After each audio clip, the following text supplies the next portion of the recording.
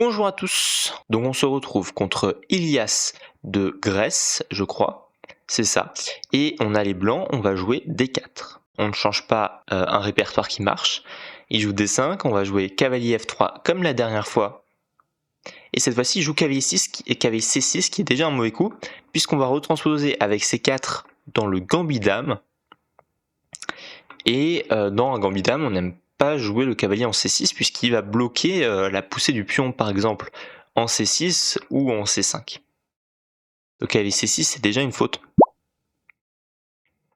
Et là le coup qu'il doit absolument faire ce serait E6 puisque s'il bouge quelque chose d'autre, s'en fout, ou s'il développe son cavalier, on va prendre ce pion et il va devoir reprendre d'une pièce et c'est mauvais de reprendre d'une pièce. Donc E6 c'est vraiment le coup logique. Donc on va jouer cavalier C3 comme un gambit dame. Il va jouer cavalier F6, on va jouer fou G5 pour sortir notre fou.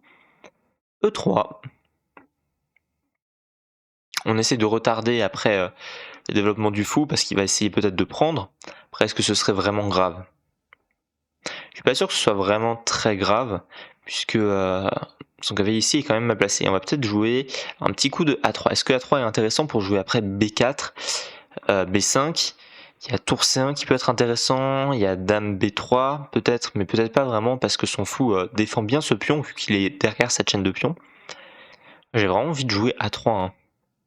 Je sais pas pourquoi, mais A3 me tente pour vraiment jouer pour B4 et prendre vraiment tout l'espace et essayer de justifier ce cavalier qui est mal placé. Ok, il joue H6, il chasse mon fou et il se donne une petite case de fuite. Bien maintenant, il va jouer B7 puisqu'il veut jouer le fou en B. Pardon, il a joué B6 pour jouer le fou en B7 ou peut-être pour jouer A5. Et dans ce cas, nous, on va essayer de lui empêcher A5 peut-être déjà avec B4. Alors B4 A5, peut-être que c'est quand même jouable puisque j'ai pas pion pouce. Et son cavalier, il va où? Il retourne là-bas. Je sais pas. Ok, et dame A4. Dame A4, fou B7 défend le cavalier. Pion prend, cavalier prend, fou prend. Bon, on va quand même échanger ce pion. Hein. Ce pion de l'aile contre un pion du centre, on n'est pas mécontent. Ok. Et on va jouer tour C1. C'est pour ça que j'ai échangé, pour essayer de justifier ce cavalier mal placé par un bon placement de tour qui attaque directement le cavalier et qui me permettrait peut-être des tactiques parfois. Par exemple, si je bouge le cavalier, il peut faire pion prend, tour prend et j'y gagne le cavalier. Sur cavalier là, d'ailleurs, il fait quoi? Est-ce que c'est un bon coup? Je suis pas sûr que ce soit un bon coup, quand même, tout de suite. Est-ce que j'ai pas dame A4 hein, parce que sur pion pouce, j'aurais peut-être fou prend en vue, puisque sa tour serait, ce pion serait cloué à cause de sa tour. Mais dame A4, fou B7. Un peu ennuyant, fou B7. Enfin, dérangeant en tout cas. Je vais te faire cavalier B5, mais mon cavalier il va où après hein, parce que, d'accord, il défend son cavalier, il va où ce cavalier? C'est pour ça que ça me dérange un peu. Sinon on peut jouer tranquillement. On joue fou E2 tranquillement, on développe. Il joue son fou, il protège entre guillemets son cavalier, mais c'est pas grave, on va jouer roc. Ce pion là lui dérangera quand même à vie. Ok, il joue cavalier E4 pour un peu me visser. C'est peut-être pour ça que fou E2 est peut-être un peu trop passif. Parce que fou D3 là, j'aurais peut-être eu la prise. Alors là, est-ce que j'ai pas de la tactique? J'ai pas fou prend. Alors le problème c'est qu'il a cavalier prend. Sinon j'aurais voulu faire cavalier prend. Cavalier prend, il a fou prend. Je vais faire fou prend tranquillement. Il est obligé de faire cavalier prend. Et on va jouer maintenant dame B3. Alors oui, en vérifiant que ce cavalier protège bien les 7 cases pour pas nous prendre une fourchette. Et pour attaquer un peu ce pion, je sais pas, je fais de la magie. Et ce cavalier m'embête un peu, quand même. Ok, ça c'est un mauvais coup, je vois tout de suite. En fait, il veut jouer pion pouce après pour justement faire la fourchette. Mais ça me paraît vraiment lunaire comme coup. Euh, Déjà, cavalier prend, pion prend. Cette structure est horrible, hein. D'accord, il chasse mon cavalier, mais après cavalier D4, je vois même pas comment il défend après ce pion. Enfin, si le fou défend encore le pion, mais je sais pas, ce pion-là, j'ai l'impression que tout va casser. Je vais faire cavalier prend, pion prend, cavalier D2, dame C2 pour aller attaquer ici, attaquer là. Il peut pas bouger parce que pour l'instant son pion est dans le vis-à-vis. Ok, donc il joue fou D5. Mais ça me permet peut-être dame C2. Ce que je vous disais avant pour cavalier prend. Ou dame prend, j'attaque deux pions en même temps. Et maintenant s'il joue F5 c'est plus du tout la même, hein, parce qu'on aurait dame prend. Ok. Cavalier prend. On vérifie toujours s'il peut pas nous contre-clouer de façon X ou Y, par exemple avec des menaces de mat ou des dames ou des fous qui bloqueraient ce cavalier, mais il n'y a rien a priori, donc je vais faire cavalier prend. Menace cavalier F6 échec, du coup il bouge son cavalier. Avant quand le cavalier était là, on pouvait faire encore cavalier F6 échec et gagner le fou, et là ça aurait été vraiment catastrophique pour lui. Bon, c'est un pion de plus, on va jouer cavalier G3, j'aime bien. On touche un peu les cases. Ma tour et ma dame qui ont des problèmes à s'exprimer quand même, parce que ce fou là pour l'instant il bloque bien, il protège bien ce pion. Ok.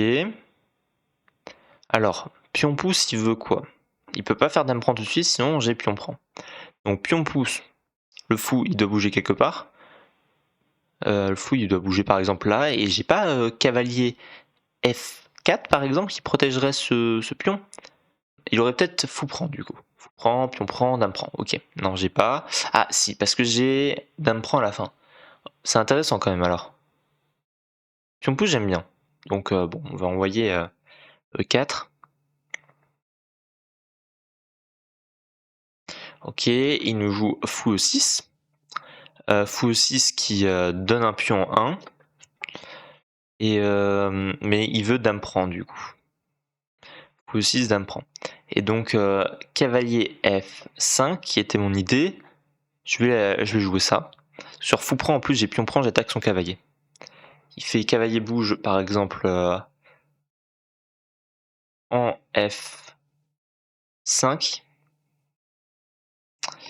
Il va réattaquer ça. Il va réattaquer ça. Et nous ensuite on va juste pouvoir prendre. On contrôle bien cette case pour éviter les fourchettes. Et on va manger ici. Alors madame, il faut faire attention à ce qu'elle soit pas prise au piège. Mais j'ai pas l'impression pour l'instant. Puisqu'à la limite, j'ai même... Alors non, j'ai pas dame E4, hein, parce que dame E4, dame prend, fou prend, cavalier échec. Mais peut-être que je peux échanger madame contre les deux tours. Alors, bon, c'est une solution de repli, hein, mais... Oh, j'ai dame B6 à la rigueur, même...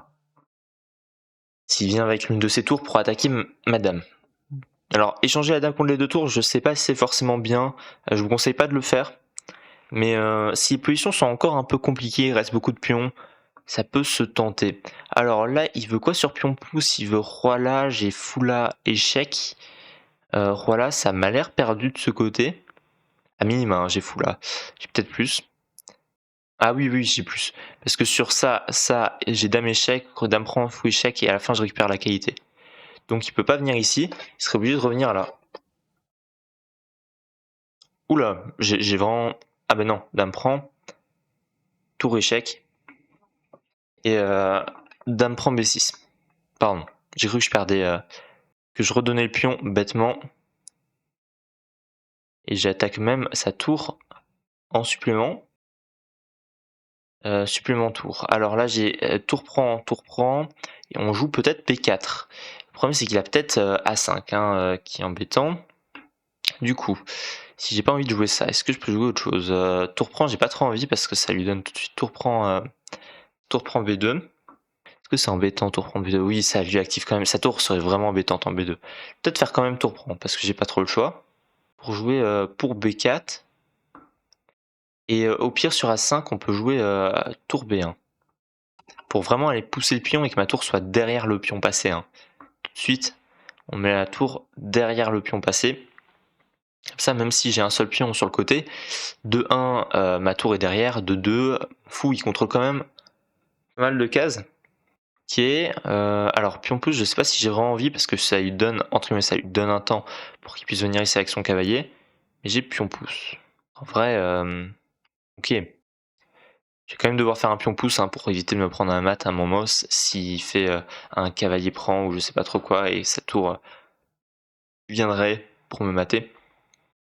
Ok, je vais venir en G2 parce qu'on va essayer de venir comme ça pour pendant que son roi essaie de chercher ce pion, mon roi va chercher l'autre. Est-ce qu'il menace quelque chose? Pas vraiment, je dirais. Parce que c'est intéressant. En fait, le truc, c'est que c'est intéressant de faire ça, mais en même temps, ça l'est pas. Parce que mon roi, il va être bloqué dans sa course. Je dirais que fou D5 est peut-être le coup envisageable, et envisagé puisque je viens de le jouer. Pour peut-être fou C4, puis on pousse, puisque il veut bien contrôler la case pour mettre un cavalier bloqueur. On aime bien mettre des cavaliers bloqueurs devant les pions isolés, passés comme ça. Ok, alors je réfléchis tout de suite à tour échec, mais tour échec ça mène à rien. Ça perd juste un pion, je pense. Après, j'ai fou prend. Et tour prend. Ouais. Et ce pion-là, je sens que je vais le perdre. Est-ce que pion pouce est intéressant? Pion pouce, il fait tour prend, cavalier prend, non. Je vais quand même envisager tour échec pour gagner ce pion. Bon, ça, on va rentrer dans une finale nulle, je pense. Mais quand même difficile à jouer. Ok, donc il refuse de prendre parce qu'il me reste peu de temps. Enfin, d'aller dans cette finale. J'attaque son cavalier. Il me reste 57 secondes. J'avais même pas vu. Ok. Je vais jouer roi là. On va essayer de monter. On va jouer F4 aussi, peut-être. F4 pour pion prend, tour prend, échec, gagner pion. Et pion pousse, on a roi là, et il faut faire attention à pas se faire mater, mais en l'occurrence, on a tour prend. Enfin, on a prise avant, et il n'y a pas de cavalier échec parce que j'ai prise. Toujours, cavalier prend. J'ai pas ça parce que du coup, ça défendrait cavalier. Mais c'est dans l'idée. Et ce fou défend la tour. Je fais attention. Ok, hop, on va venir ici. Et manger. Ah non, il y a mat. Bon, là, il peut prendre. C'est pour ça que je vais encore la jouer un peu parce que je sens qu'il est pas super fort. Donc je peux encore l'arnaquer avec ce fou contre cette tour. Bon, avec 43 secondes, ça va être compliqué, mais je vais essayer de le faire. Je vais essayer de vous montrer qu'on peut essayer de faire quelque chose comme ça. Alors là, ça a l'air quand même de puer. Je vais jouer roi là pour éviter de me faire mater. Parce que sur tour là, je me faisais mater. Et je vais jouer fou là pour sur tour là, je m'en fous. Et je vois mal comment il progresse sans bouger sa tour. Hein. S'il fait tour échec. Ok. Là, je vais venir attaquer. Il a aucun moyen de défendre, du coup, son meilleur coup, ce serait sûrement de réattaquer mon fou. Et s'il mange, je vais manger ce pion. Et je pense que la finale est quand même nulle. Mais disons que c'est difficile à jouer pour les blancs quand même. Avec une qualité de moins. Échec, on va voir. On contrôle tout. Sur tour là, on va juste pousser, on va essayer de mettre sur blanc pour tout protéger. Peut-être roi F5. Ok. Ah là je donne le pion. Hop. Je sais pas si c'est. Non, ça doit pas être. Ça doit être gagnant pour lui. En tout cas, moi, c'est au maximum nul. Hein. Je peux pas faire mieux que nul. Parce qu'au pire, il prend ce pion avec la tour. Et mon fou, ça ferait nul. Alors là, je vais faire échec. Il va peut-être aller là. Ok, je vais aller là. Je vois mal comment il progresse en fait. Essayer de lui tendre un piège. Ok, en fait, il veut sacrifier sa tour contre le pion. Et avoir l'opposition. Et je vais essayer d'avoir l'opposition avant lui. Mais je suis pas sûr. Ah, j'aurai l'opposition là, s'il prenait. Ok, là, je suis pas sûr que j'ai l'opposition. Si, parce que je peux revenir ici. Et donc ce sera à lui de jouer quand il y aura nos deux rois ici, et s'il va là, je vais là. Ok. Je crois qu'il l'a compris, je crois qu'il est pas mauvais en finale. malheureusement. Pourtant, il a pas montré un niveau de jeu excellent. J'aimerais bien qu'il fasse tour échec. Je pense qu'il va pas... Parce qu'il y aurait mon fou. Je pense qu'il va pas tomber dans le piège.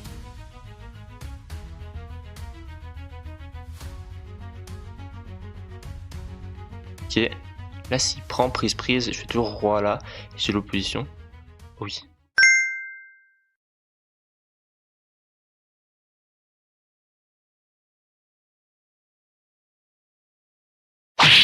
Bon, bien, bien joué à lui, même si c'était pas très mérité. C'était une partie quand même intéressante pour progresser. Faut que je joue plus vite. J'ai pas le temps de me poser pour parler. J'espère que ça vous a intéressé quand même. Je vous propose de l'analyser. Ok, donc on a joué à 84% de précision contre 84,6% pour mon adversaire.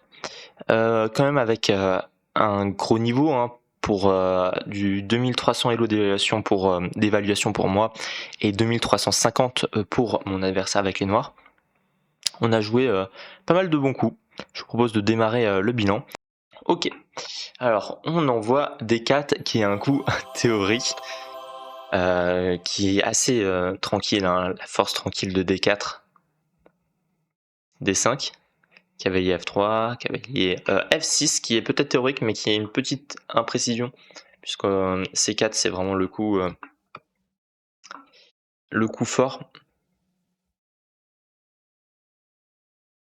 Pour l'instant c'est assez théorique. Et là le coup à avoir ce serait H4, j'avais pas du tout. Pas du tout, je voulais essayer de profiter de ce cavalier qui est mal mis. H4, H4 c'est intéressant, mais H4 faut comprendre pourquoi je pense, parce que sur pion pouce, du coup il veut donner le fou. Il veut donner le fou pour jouer, peut-être que du coup le cavalier ne contrôle plus cette case, pour jouer pion pouce et aller ouvrir les lignes. C'est assez agressif et ça ressemble vraiment à un système de Londres.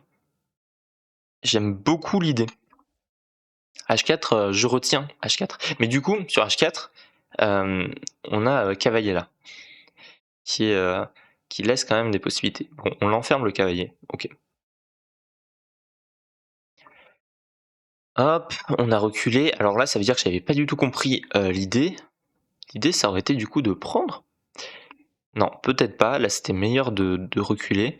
Mais reculer sur cette, sur cette diagonale directement était plus logique. Je me suis dit que j'allais reculer après sur cette diagonale parce qu'il allait peut-être faire pion-pouce pour frapper ce pion qui est faible. Hein. C'est le pion qu'on vise parce que ce cavalier bloque l'avant-poussée de ce pion. Mais effectivement, il n'a pas besoin de jouer G5 et ce serait même une faute de jouer G5 tout de suite parce que là, ça me donne vraiment la diago. Ça donne vraiment la diago. Ok, puis on prend, tour là. Dame C7, Dame C2, pardon, c'était vraiment quoi à avoir. Pour aller frapper, je pense. Ok. Et là, oui, on l'a vu, l'ordinateur l'a vu aussi. Fou D3 était extrêmement mieux. Fou D3, c'est juste beaucoup plus logique hein, pour empêcher le cavalier de venir ici. On a directement cette case et on veut jouer fou B1. Alors, pourquoi j'ai joué fou E2 plutôt que fou D3 ? C'est pas pour une raison idiote non plus. C'est une raison, même je trouve, assez logique. En fait, on joue le fou en ED normalement quand on a peur quand on a une colonne qui est ouverte. Quand la colonne est ouverte sur le roi, on joue le fou en E2 pour éviter par exemple les cavaliers prend. Pas forcément dans cette ouverture, mais dans d'autres ouvertures c'est le cas. Du coup, bah, je me suis logiquement, fou 2 c'est plus logique, mais en fait, juste après, on a vu que fou D3 c'est vraiment le coup qui empêche de venir sur cette case, et on n'a pas trop peur en fait des problèmes de cavalier prend. Genre cavalier prend, pion prend, tour là, ça marcherait pas vraiment parce qu'on aurait juste roc tout de suite. Ok, donc c'était bien l'échange de prendre la paire de fous. Enfin, le fou de case noire qui était son bon fou, donc il se retrouve vraiment avec des mauvaises pièces. Là, G5, c'est vraiment une erreur, hein. Mais en fait, son idée, c'est que sur un coup lambda, il fait juste pion-pouce, et je me retrouve vraiment très mal. Alors là, apparemment, il y a même cavalier prend, pion prend. Ok. Mais son idée, c'est que mon cavalier bouge. Admettons, par exemple, ici, c'est un coup nul, mais et qu'il fasse sa fourchette, quoi. Hop. Dame là, c'était bien. Cavalier prend. Cavalier G3, c'était assez bien pour aller mener les poussées, tout contrôler, vraiment pousser le E4, je pense. Ok, donc là, il y avait carrément cavalier là qui réattaquait la dame, mais compliqué à voir. Après, maintenant qu'on le dit, hein, ça paraît assez logique, mais c'est sûr, c'est après coup. Puisque la dame contrôle toutes les cases avec la dame, et on veut pousser ensuite E4, jouer peut-être dame C3, repousser, et avec le cavalier ici, on aurait des schémas de maths. Mais compliqué quand même, parce que cavalier au bord, cavalier mort, on se souvient. Et là, c'était vraiment pion pouce. J'ai vraiment fait une erreur apparemment, parce que j'étais à +3 si je faisais pion pouce. Dame là, et on a le centre. Il joue juste stratégiquement l'ordinateur. Ok. Et là, pion prend, cavalier là. Fou là, dame prend, tour prend, dame prend. Pion pouce, qui était une erreur, mais mon idée un peu piégeuse, c'était que sur roi là, j'avais échangé dame forcée. Dame prend, tour prend, fou prend, pardon. Le roi par exemple mange le pion, et à la fin je regagne une qualité, puisqu'on a repéré le vis-à-vis fou avec. Alors là apparemment le fou échec était plus fort, mais intéressant. Hop. Là c'était vraiment l'idée, hein, faire tour B1. Ça c'est une séquence assez logique. B4 pour protéger, tour B1, pion pousse, tour prend. Pourquoi tour prend était mieux? Tour prend, j'avais peur des maths du couloir, mais en vrai j'ai pas besoin de m'inquiéter tout de suite. Et c'est vrai qu'en fait on contrôle la case de promotion, et que ça m'a embêté, hein, que ce pion ne soit pas, la case de promotion du pion ne soit pas contrôlée par le fou. Parce que en fait quand la case de promotion du pion est contrôlée par le fou directement, bah c'est compliqué pour lui de se mettre devant le pion pour l'empêcher d'avancer. Il doit jouer 2 coups, il peut pas se mettre directement devant. Donc très logique en fait, pion prend, tour prend. Pour pion pouce, pion pouce, pion pouce. Extrêmement logique, je sais même pas pourquoi j'ai joué tour prend. Et là il me restait 1 minute, et j'ai joué des coups un peu à la va-vite. Ok, là j'avais fou prend, qui est assez compliqué à voir quand même, parce que ça donne un fou. Fou prend, roi prend, ah, oh, beau. Et apparemment pardon, ça c'est très fort, parce que les 3 pions passés valent autant que la pièce même, mais je trouve que c'est même dur à jouer pour les noirs. Parce que si les tours s'échangent, je pense que... ok, et là... du coup, il fallait vraiment faire fou prend, mais compliqué à voir. Cavalier. Alors moi, c'était ça que j'avais peur. Ah mais du coup non, il y avait fou prend, pion prend. Ok, donc cavalier F5. Prise. Oula, donc là c'est nul. Bon, très compliqué à voir quand même, hein, parce qu'on a l'impression qu'on gagne un pion quand même. Moi j'avais pas l'impression que c'était nul. Ça, pas l'impression que c'était nul, et d'ailleurs ça l'est pas. En fait, il veut jouer fou prend, parce que roi prend déjà ça perd. C'est comme quoi c'est très compliqué.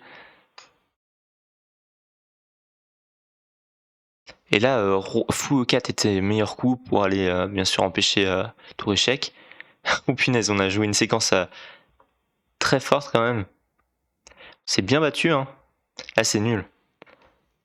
Là j'ai donné pion parce que j'ai joué assez rapidement, il me restait peu de temps. Et il a tenté de me flag. Et donc mon idée c'était vraiment d'avoir ce fou, donc en fait il pouvait jamais faire échec sur cette colonne, sinon je mangeais. Ok. Et à la fin ça doit être nul. Ok. Ok. Et on vient et on a perdu. Alors pourquoi l'ordinateur dit qu'il y a un léger avantage noir ici? En gros il met moins 0,4. C'est parce que les noirs sont les seuls à pouvoir gagner. En fait, même si ce pion disparaît, même si j'ai une pièce de plus, hein, mais ça doit être au blanc de jouer. Et si ce pion disparaît, bah c'est nul, c'est 0-0. Donc les noirs, s'ils font dame, ils gagnent. Donc c'est eux qui ont plus de chances de gagner. C'est assez marrant alors qu'on a une pièce contre un pion. Bon bah merci d'avoir écouté. J'espère que la vidéo vous a plu. Si vous avez des idées ou des concepts de vidéos à faire, n'hésitez pas à le mettre en commentaire. N'hésitez pas à vous abonner aussi, à mettre un petit pouce bleu. Et puis, ciao ciao!